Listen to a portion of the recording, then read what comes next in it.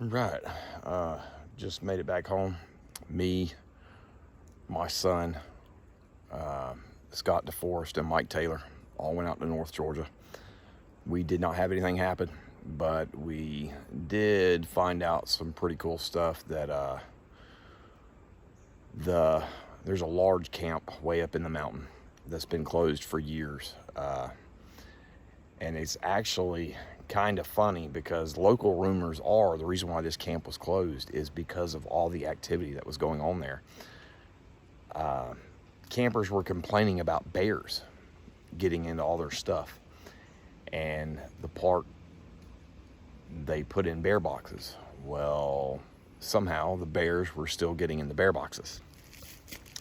Mike Taylor knows a guy who was, him and his dog were completely ran out of there one night. Got surrounded by one of the creatures and was running around screaming at him. It scared him so bad he hadn't been back. It's also a spot where Scott DeForest, up on the on a ridge where he had his first sighting. That whole area right in there's a couple different campgrounds that are it's just years and years of history of sightings and activity. So it's good that that's open now. It's also pretty cool that there's a waterfall kind of near this campsite, and pretty big waterfall. But I suspect, because of all the activity at the campground, that they're probably up there on the top of the ridge where the waterfall starts. And me and my son found a trail that goes up there. So that's going to require another, we're going to go out there again for sure when it cools off.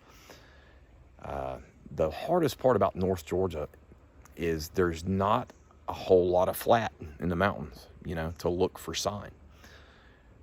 But places like that, like a river valley where there's flat areas right before a waterfall, I think that's probably perfect. So we're going to check that out. We were going to do a podcast, a guy named Christopher. He's got a podcast on YouTube. It's Grizzly Bigfoot. We met him through Marie Dumont from Florida. They know each other. He contacted me to do a podcast.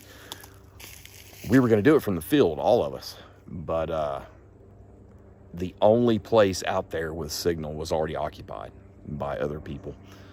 So I had to bail.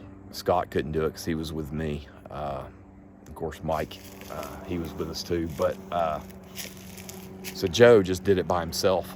And I will post the link with this video. If you haven't seen it, episode 1 of our channel, the Sasquatch Encounter Brigade, Joe goes through his sighting. But he goes through the sighting again when he does Grizzly's podcast, but there's some details that I didn't even know about that are in there. It's definitely worth listening to. If you haven't listened to Captain Joe's story in a while, or you haven't listened at all, you need to listen to it.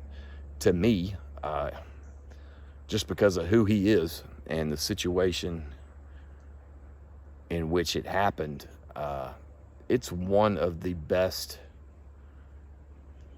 sighting reports out there to me, because the witness, because of Captain Joe, how credible he is, and